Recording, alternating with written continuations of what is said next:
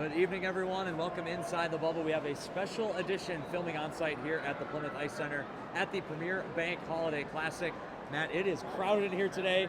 Anticipation for a big game that's about to happen on the ice. Yeah, absolutely. Number 1 versus number 2, Wayzata and Minnetonka. We've been looking forward to this one for quite a while. Of course, both teams unbeaten heading into this one today, so very much looking forward to it. Bringing the show to the people. It's a bit of a live show feel here today. It's been a great week of holiday games. Before we get into some of the highlights, what have been some of your personal highlights of this week? Yeah, it's always fun to be a part of the Wayzata tournament. I got to call that semifinal game against Edina and Andover earlier this week with you, and of course you've been there for most of the tournament as well.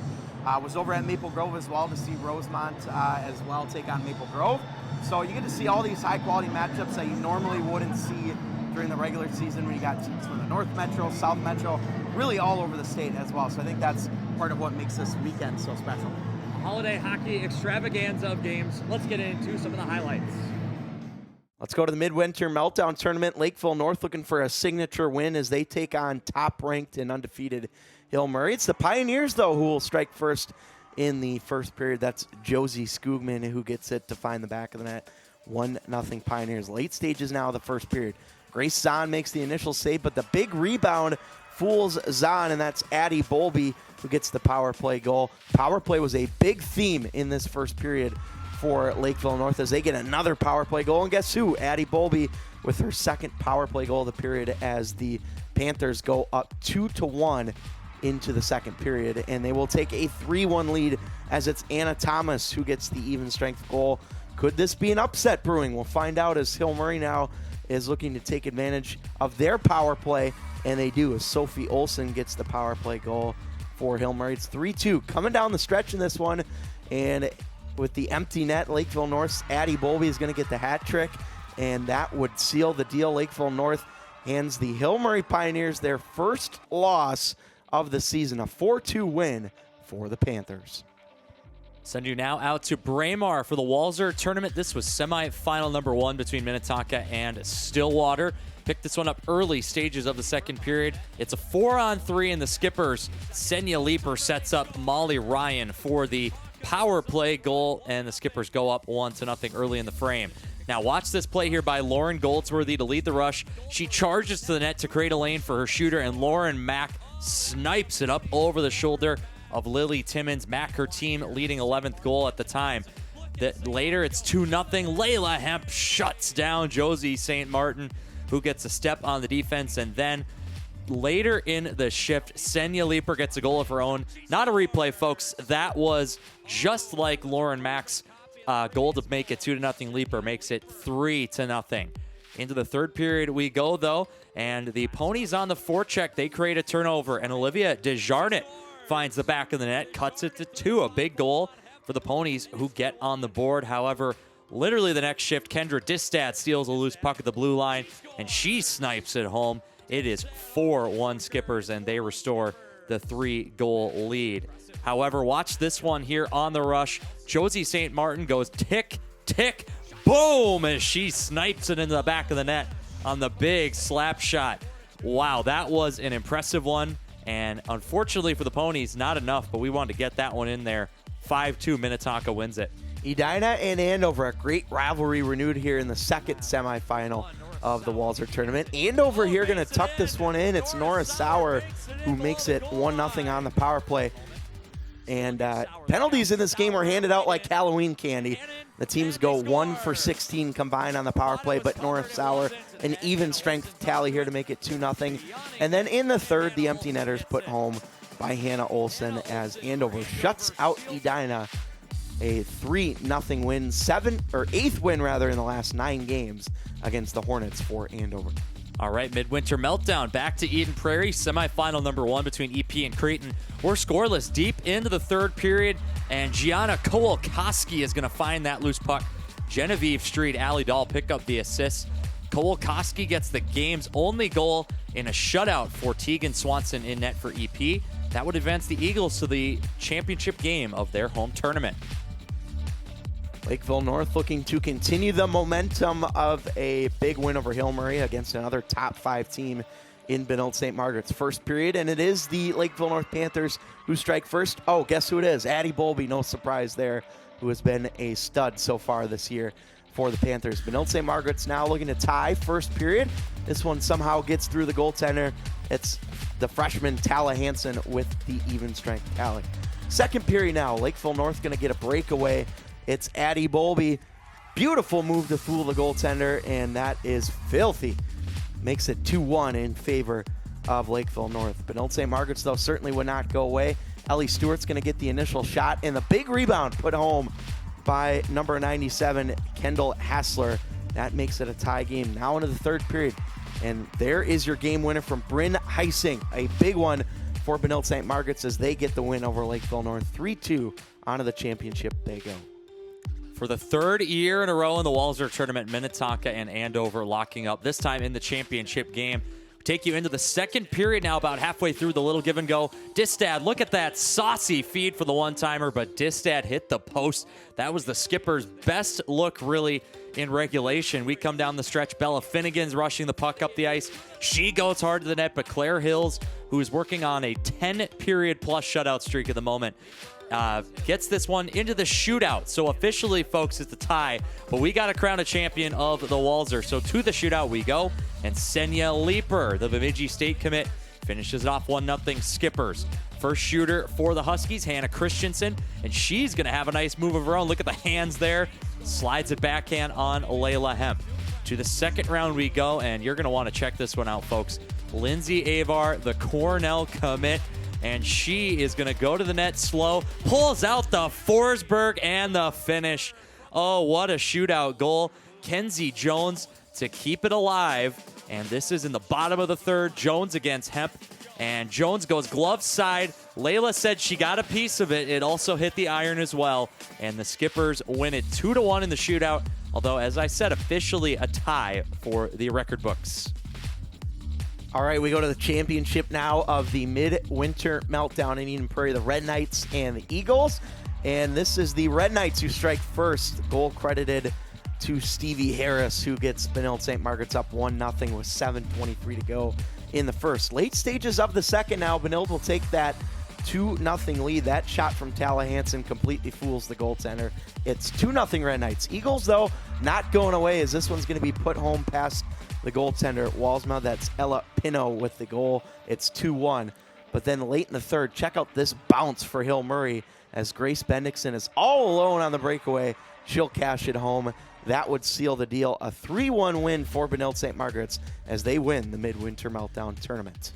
We're going to step aside here on Inside the Bubble. When we come back, we'll have the boys' highlights.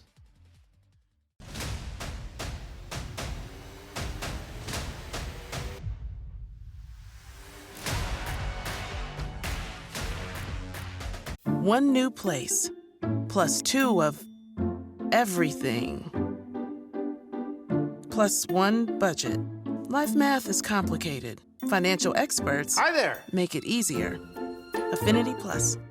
Getting a free streaming trial. Plus, forgetting to cancel it. Life math is complicated. Fewer overdraft fees make it easier. Learn more at affinityplus.org/betterthanfree.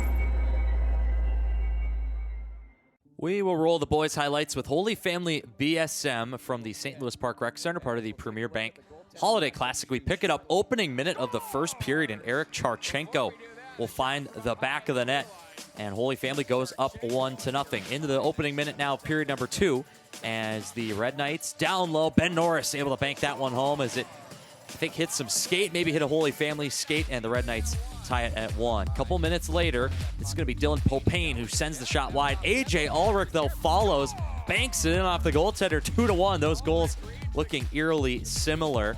Now, later into the second period on the transition, one chance saved, second chance in from Tanner Davis. And Holy Family ties it at 2 midway second period. 5-on-3 to begin the third for the Red Knights, and Stenger is going to get credit for the goal. It's banked in once again, and the Red Knights hand Holy Family their first loss of the year. We go now to the Premier Banks Classic in the Grove. Chanhassen and Maple Grove in a top 11 battle. First period, what a save here by Cam Hendrickson to keep this game scoreless for Chanhassen, as he was terrific all game long. But ultimately, he would be beaten right here by Gavin Anderson, the even strength goal. And then it would be an empty netter late for Maple Grove as Lucas Bush gets the goal, and the Crimson pick up a big win over Chanhassen by a final score of 2-0. Their 6th straight win on the campaign. Back to the park we go. Champlin Park takes on Hill Murray, and we pick it up early second period here. This goal was making the rounds a little bit on social media, and what a goal it was from Will Bernovic to sit the defender down and find the back of the net. This is just a little bit later on the power play on the next shift, really, and the Rebels are going to work it around, tipped home by Trevor Aberwald. 2-0 running Rebels over the Hill Murray Pioneers. Into the third we go, under 10 minutes remaining. This is thrown from the wall, tipped in. Caden Zasada finds the back of the net, and then we go a couple minutes later. Look at this, right down the slot. Lucas Mann splits 2 or 3 defenders. Power move to the front of the net. Pioneers tie it at 2. Into overtime now. The feed from Lentz to Bowden Samper, your overtime winner. Bowden Samper, he goes for a bit of a skate, and the Pioneers get a big overtime win over Champlin Park, 3-2. We travel up north for the Heritage Holiday Classic between Duluth-Denfeld and Park of Cottage Grove. No score in the first, so we go late stages of the second now, and it's Nolan Harju with a power play goal, and the Hunters on the board first. And we'll pick this one up. A little trouble here in the corner as Duluth-Denfeld will cash in again. This time it's Jacob Firo who gets the goal. It's 2-0 now in the third period. Some more trouble behind the net here, though, for Park of Cottage Grove, and that leads to the goal for John Scott. No, not the former NHL All-Star MVP John Scott. Nonetheless, an impressive goal. Park, though, would not go away as it's Jackson Ruda who gets a goal.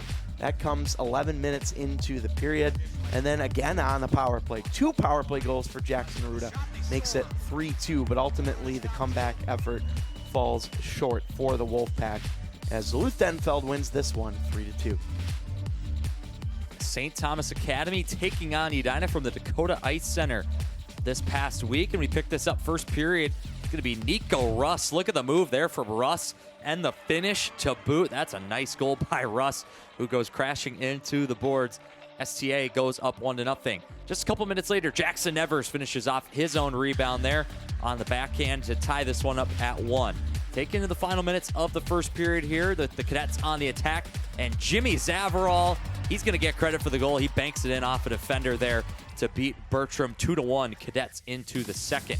Now it's the Hornets on the power play as they work it here. Michael Risto with the snipe. He goes up over the shoulder of Neeson to tie this one up at 2.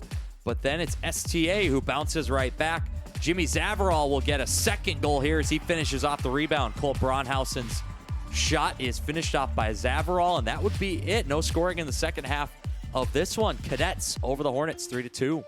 The granddaddy of them all, the one we've been waiting for, Minnetonka and Wayzata, number 1 versus number 2. This is Hagen Burrows who's going to come across the line for Minnetonka, and this one's going to hit the post. What an opportunity this was for the Skippers And I believe this was in the first period. Great chances, though, nonetheless. Still in the first now. Wayzata going to hit a post of their own, and somehow that one stayed out, as well as Hunter Bauer, the Minnetonka Skippers goaltender, catches a break. Okay, we go late second now. Jumping on the play, Hunter Bauer with a great pad save. As Pete Wagner said, the pinball flipper stopping that one. As we go now into the third, still scoreless, but not anymore, as David Baer is going to find the back of the net, and Minnetonka gets that all-important first goal with just over 11 minutes to play. But Wayzata, though, had plenty of opportunities to try and tie this game. And here's your first look, as this one's going to hit the post and then hit Hunter Bauer as it sat in the blue paint for a little bit. Nothing, though, coming on that opportunity for Wayzata. 5 minutes to go, and check this out. Great feed over from Britton Alstead to Reese Wallen, who finishes it home. And we go to a 1-1 game. Final minute now of the third period. Check this out. What a chance in front, and it cannot be put home by the Skippers. That was Hagen Burrows, who was all alone out front, and this game would eventually go to overtime. First minute now into overtime. Minnetonka, this is Javon Moore, or rather Schultz, who gets a great opportunity. Ashton Schultz cannot finish, as that's a huge chance. This time, though, it's Javon Moore, and he catches the iron with 25 seconds to go in overtime. That would not be the end of the chances. Check this out. Wayzata with under 10 seconds to play. Oh, what a save. Hunter Bauer saving the game with 3 seconds left. We're going to check this out in slow-mo. It's that good. Keep an eye on it. It's poked, and somehow Bauer gets the arm on it. And that is how this one would finish. An instant classic as Minnetonka and Wayzata end in a 1-1 tie. Tradition in the Grove wraps up Maple Grove and Holy Family. And this one was all fire in the early going as Holden Pager scores on the power play to put the Fire up 1-0. Take you late stages now of the first period here. And the feed backdoor Connor Crowley finishes it off. Nice seam-to-seam pass there from Carson Moe. And 2-0 would take us into the third. Then quick turnover, and the rebound finished off by Tanner Davis. Fire lead by 3. Maple Grove looking down, but they would come back.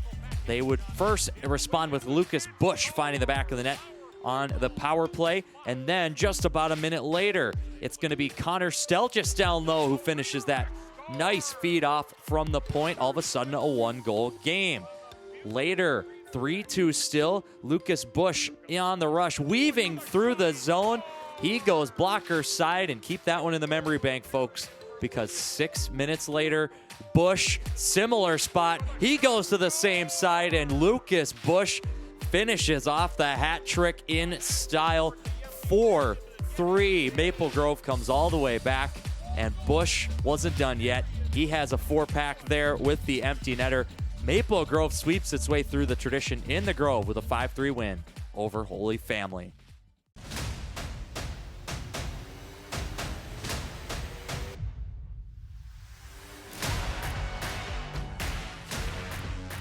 One new place, plus 2 of everything, plus 1 budget.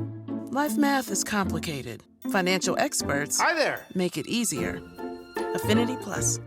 Getting a free streaming trial. Plus, forgetting to cancel it. Life math is complicated. Fewer overdraft fees make it easier. Learn more at affinityplus.org/betterthanfree.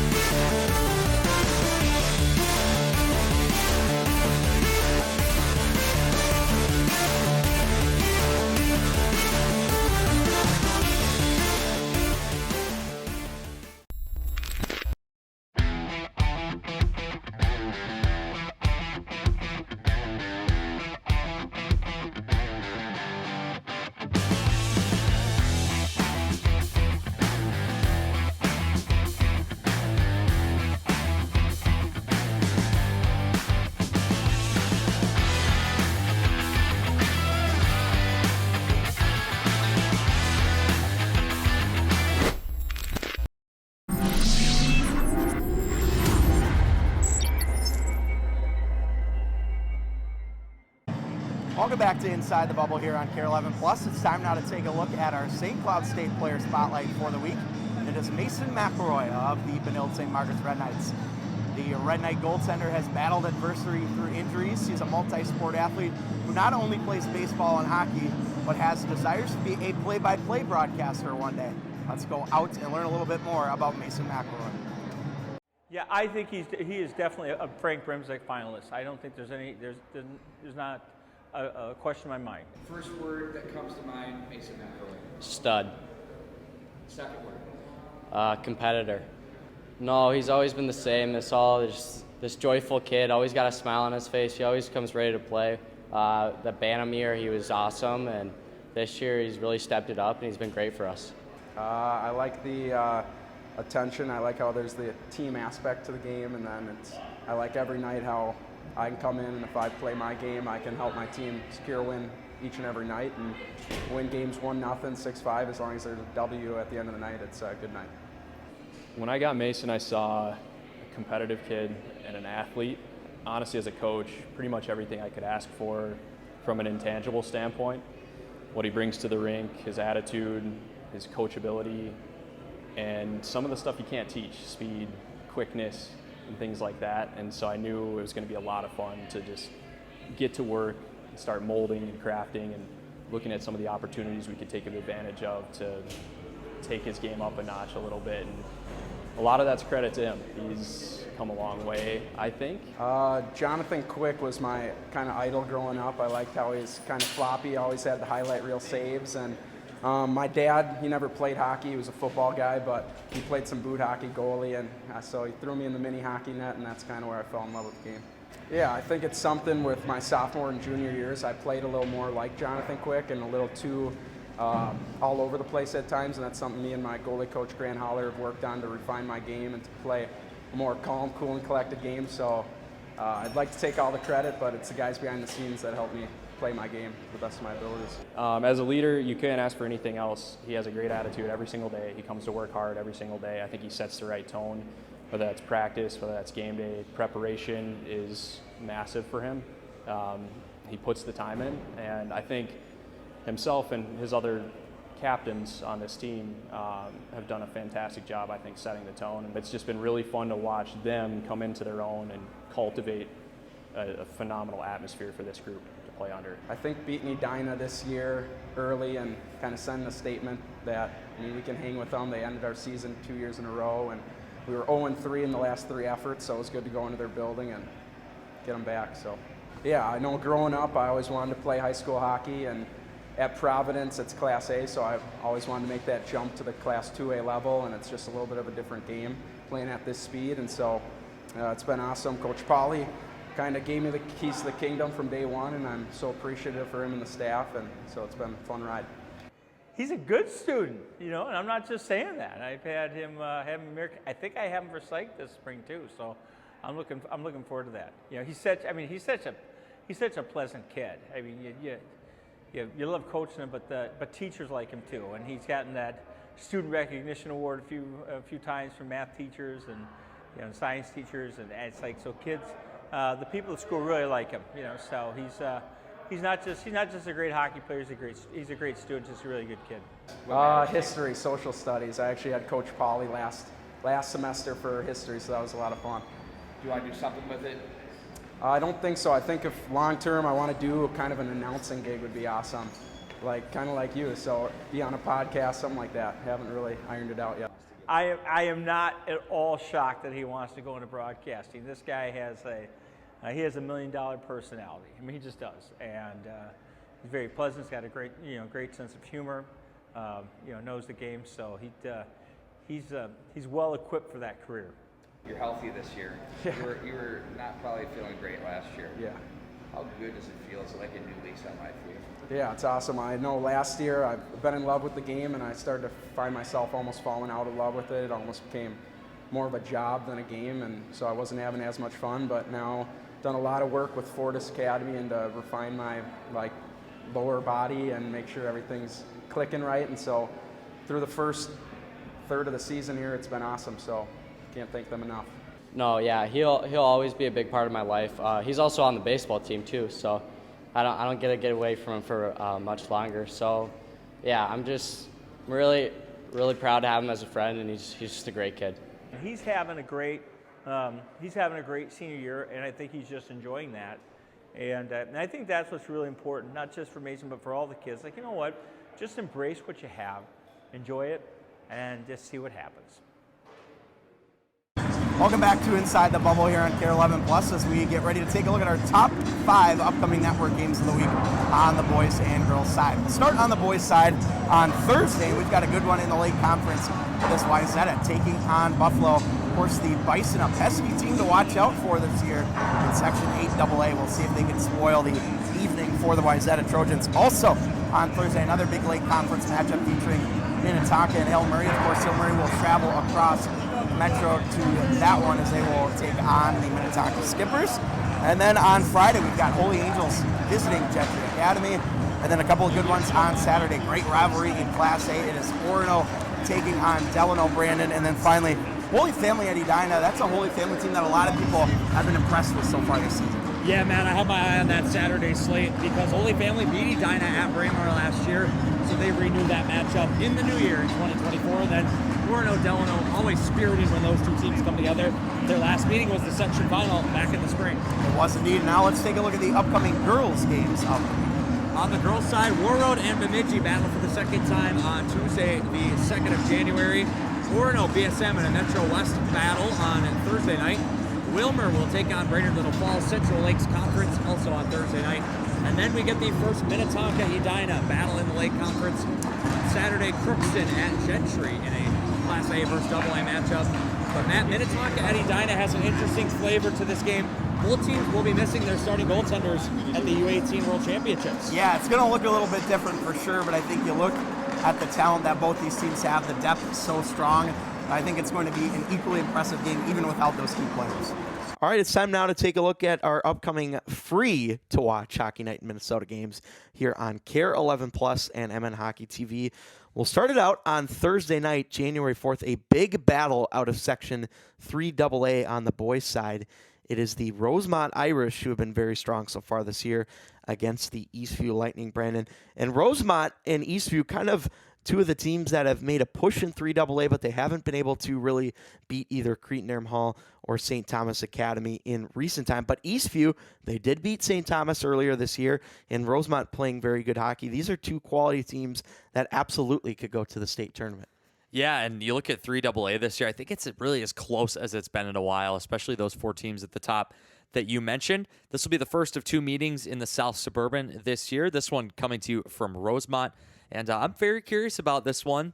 And, yeah, good to see a team like Rosemont. We'll see how they bounce back. They had a little bit of a tough week at the holiday tournament. Not totally unexpected, but they're battling. They're hanging in there, and that's a good club there in the Irish. Okay, and then the next night, it's back-to-back nights of Hockey Night Minnesota. We're going to head south to Casson, Minnesota at the Dodge County Ice Arena as the Dodge County Wildcats, 4th ranked in girls Class A, will host the Chisago Lakes Wildcats. So we've got the dueling Wildcats in this one. Yes, the battle of the Cats. Dodge County at 13-2. They've been very strong this year. They had to come through the consolation side of the Blake Crosstown Cup after losing to the eventual champions in the opening round. So sometimes that's just how it goes. Chisago Lakes, on the other hand, I think they had a little bit of a slow start, but they've started to round into form a bit. They get a solid win over Rogers, also in the Blake Crosstown Cup. So these were 2 teams both up in the Twin Cities over the holidays that will be doing battle in southern Minnesota on Friday night. How about a rare Friday night version of Hockey Night in Minnesota as well? All right, it's time now to take a look at the Kare 11 Top 11 for the new year, calendar year of 2024. We'll start on the boys' side, Brandon, and no surprise that Minnetonka and Wayzata remain at number 1 and number 2 after their thrilling matchup. Maple Grove, though, makes a big jump up to number 3. Benilde St. Margaret's at 4. Chan goes down to 5. We welcome back the St. Thomas Academy Cadets. They had a big win over Edina this week, which is why they go ahead of the Hornets, who are at number 7. Shakopee up to number 8.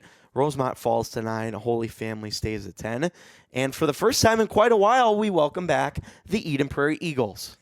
Yeah, and I think you look closer to the top, Maple Grove at number 3. They did lose their first 2 games of the year in the Wayzata Turkey Trot, but have won everything since, so they've earned their way back up into the top 3. And with how many players they're breaking in, those are you look at what the team is now, not what they were 6 weeks ago. And you could say the same for St. Thomas Academy as well, back up to number 6. They lose a couple games early, but they get a key win head-to-head against Edina. Shakopee mixes in a nice win against Hermantown, who we'll obviously see coming up in the Class A rankings. And they're at number 8. And yeah, Eden Prairie, they absolutely steamrolled their way through the Tradition Invitational down in Prior Lake. Those impressive results, I think, combined with the Wayzata tie a couple weeks ago, is probably what got them back into the top 11. All right, we'll move on to the boys Class A now. And there is a new number 1 as the Warroad Warriors will go ahead of the Hermantown Hawks, who don't fall very far to number 2. The rest, very similar to what we saw last week: East Grand Forks, Delano, Cathedral, Orono, and Northfield at 3 through 7. We welcome back the Matamidi Zephyrs, who had a nice win over Orono this week, to number 8, Monticello at number 9. And we also welcome back the Cloquet Esco Carlton Lumberjacks at number 10 and Alexandria at number 11. Yeah, you said it with the flip at the top. Hermantown loses to Shakopee, but it was their 3rd game in 3 days, and the first 2 games came against the 2 teams directly below them that they handled relatively easily. Cathedral at 5, they battled their way through some AA opponents this week and did have a loss to Sartell, but that's a pretty solid Sartell team that's really kind of in their bracket as well. So not a lot of movement in Class A, and we'll move into the new year where now all eyes will turn toward Warroad and Hermantown at the end of not this week, but next week.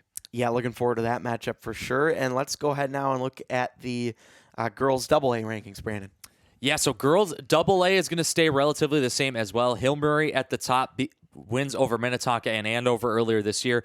Tonka and Andover, I thought we might see some movement there, but they played to a stalemate, so the Skippers with the previous win will be number 2. BSM wins the EP Midwinter Meltdown. Centennial Spring Lake Park wins the Blake Crosstown Cup Holiday Tournament. So a lot of winners in this top 5, Matt. And then you look a little further down, Lakeville North obviously gets that massive win over Hill Murray. That's a signature win for them. They played Edina close, so they stick tight with Edina. And Stillwater in at number 11. Thought they had a pretty decent showing in Edina at the Walzer despite losing a couple games. And then the team at Northfield, 15-0. They're the last remaining unbeaten in girls, well, across the entire state, A and AA.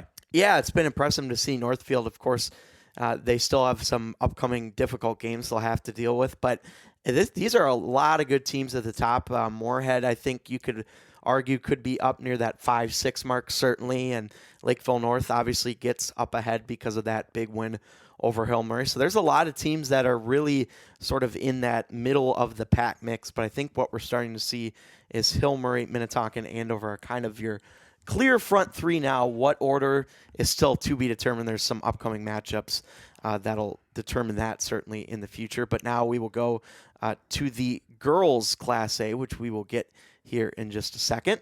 Yeah, and Matt, you highlighted it well that Hill Murray, who has beaten Andover and Minnetonka, they will play both of those teams again in the regular season, so definitely still room for some movement there. All right, now we're on to girls Class A, Brandon, and here we go.